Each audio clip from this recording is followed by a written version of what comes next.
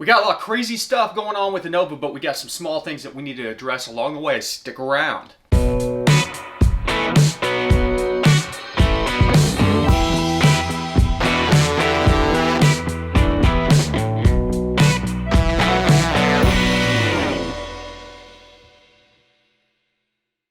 What is going on, everybody? Welcome back to the garage, and today we are working on the Nova. There's a bunch of small little issues that need to be taken care of. One of the main ones is we don't have a working gauge cluster. Now, the gauge cluster that was in there was bad. It came with another gauge cluster that was bad also. The fuel sender's not working properly. I don't know if it's the cluster or the sender itself, and then the speedometer on this one is reading artificially high. Often that happens if these things sit too long.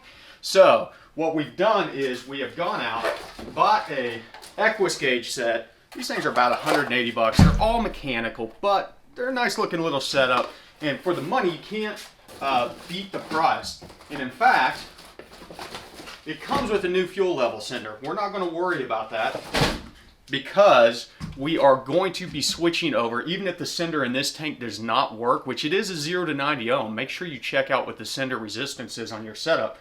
But if it doesn't work, it's not a big ordeal because we're getting ready to swap it over to an EFI replacement tank. Basically, it is a factory style tank with I think we went with a 340 liter per hour pump in it with returns and a new sender that's 0 to 90 also. So that'll wire straight up to our new gauge cluster setup, making life a lot easier. But in the meantime, we're going to go ahead and get everything kind of mounted up. I've got a piece of aluminum that I've done the mocking up on. What I first did was come in here, find my bolt holes. This is just a slightly bit bigger than the opening on the cluster back there or on the dash trim.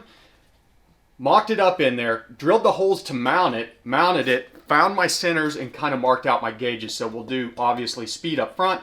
We're not putting RPM on this because we have a column mounted RPM, and then we can put our fuel, voltage, temperature, and oil pressure on here. On top of it, because we got rid of the center console where the Bosch gauges were already mounted that were monitoring voltage, oil pressure, and water temp. So we were going to need to relocate those anyways. Might as well get a whole set in there that looks the same, looks nice, and we'll go through. I'm going to knock out getting these holes cut out.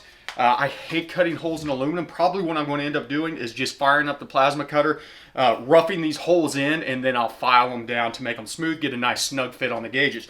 Whenever we get the gauges ready to mount in this, before we do that, we'll go ahead and lay down a layer of black paint on here to make it look nice and clean. Throw the gauges in, and then we're going to go through wiring these gauges up and kind of how I want to do it, because we're going to be tying into some of the connections off of the factory gauge cluster adapter. It has that weird membrane adapter on the back of it, so we'll be removing that, probably just going ahead cutting it off, finding which wires that we need out of that setup to tie back to things like indicator lights, etc., etc. So that's where we're going to start at. I'm going to go ahead and get this plate ready to go, and then we'll pick it back up from there.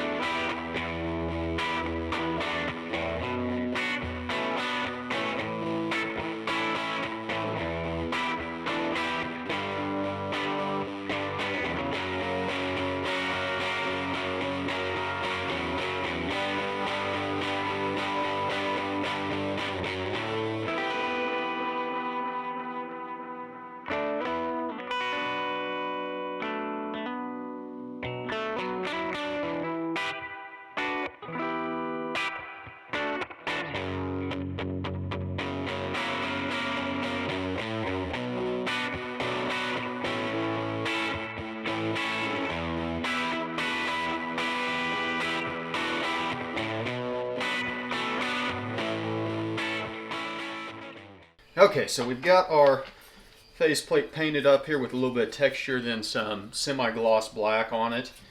And I will say one thing, I do like the retaining mechanism for these gauges. Let's make sure that we install them the right way up here.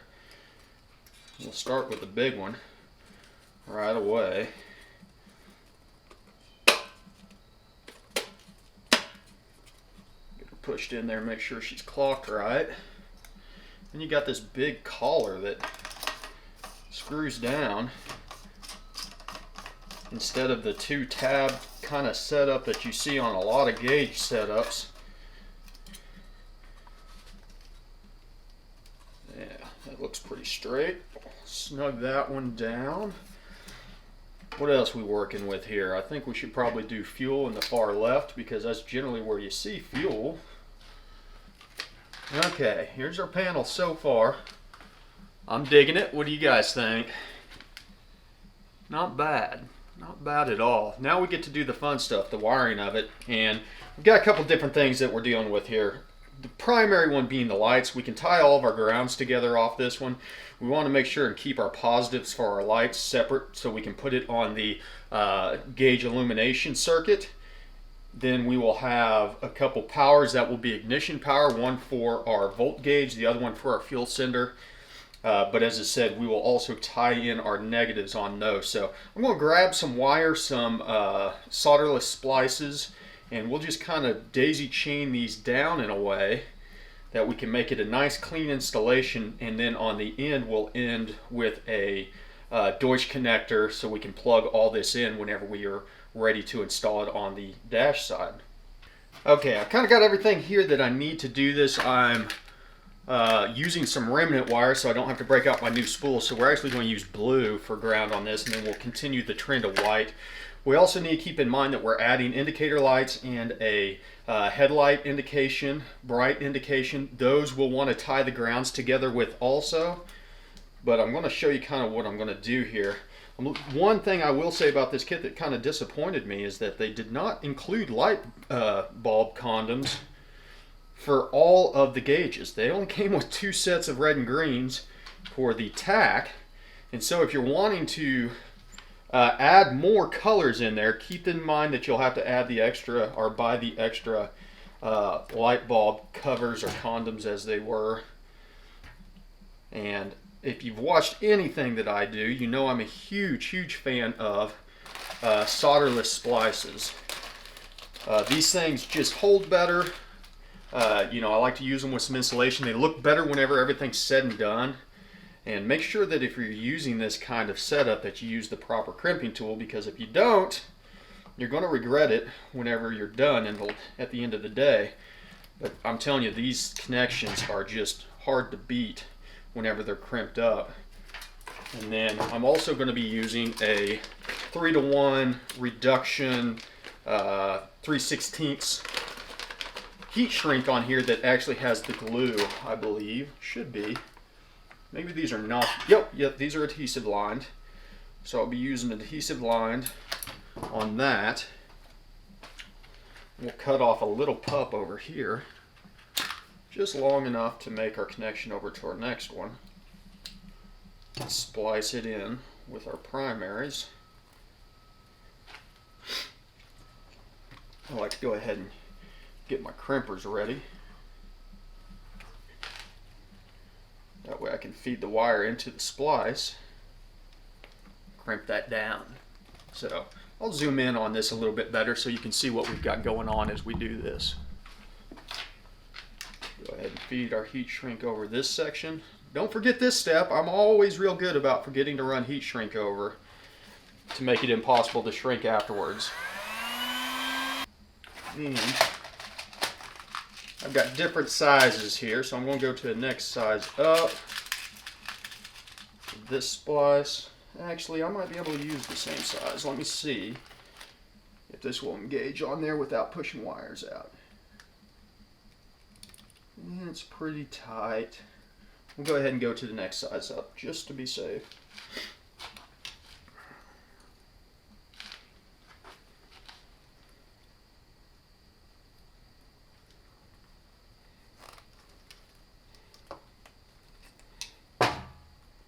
Okay, now we're going to do the same thing. We'll add another pup onto this.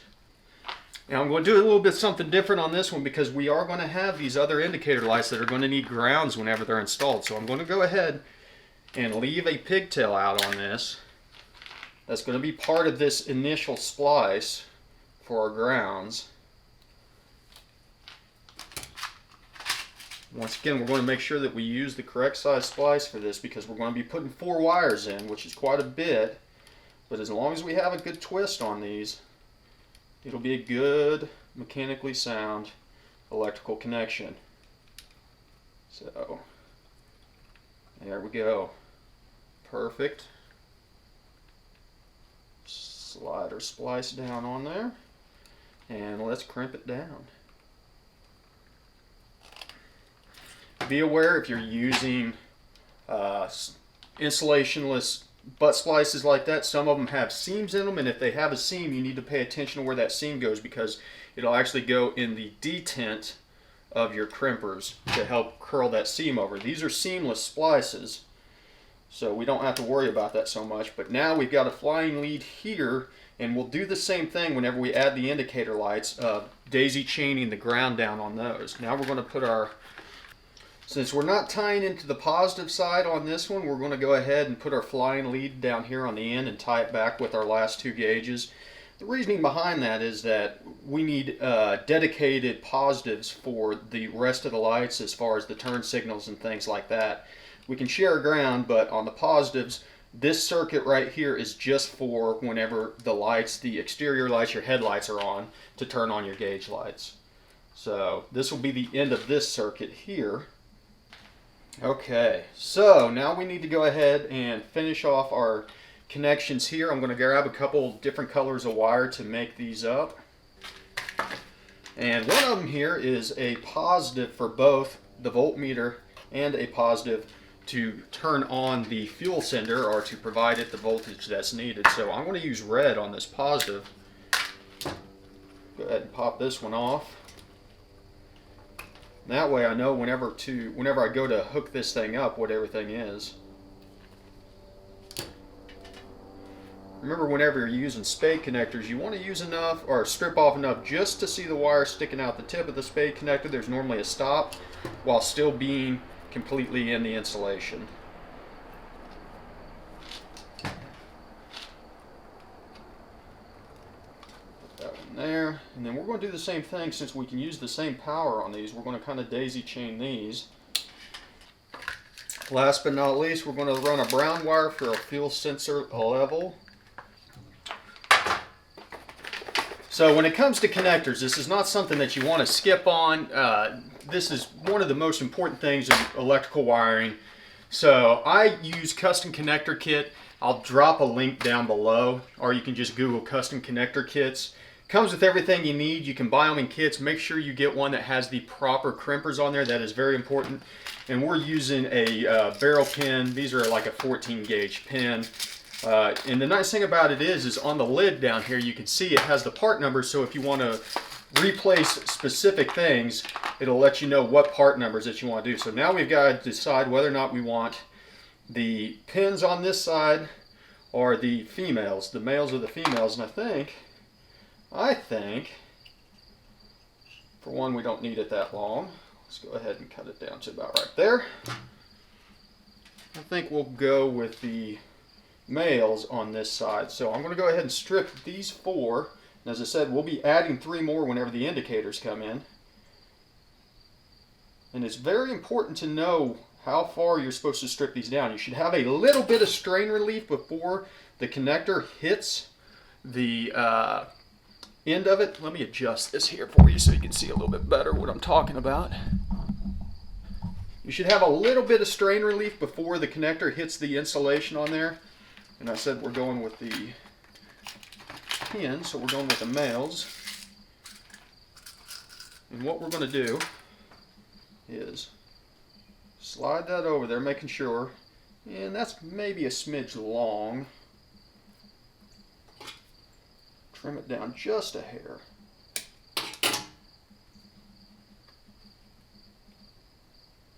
There we go, perfect. take our ratcheting crimpers, open them up, and then you want to run this all the way in till the bottom, center it, ratchet it down, and that is just hard to beat. There's an actual inspection hole in the side of the connector so you can verify that you've got your wire all the way down to the bottom of the connector for proper connection. And we're going to start with the red in the number 1 position, run it in, and it'll click. You probably won't be able to hear it on here, but it will audibly click whenever it gets home. And the nice thing about these is you can actually see down in there to verify that you're locked into place. Okay, that one locked in. I'm going to save the fuel for pin 4. There's our ground, and then fuel.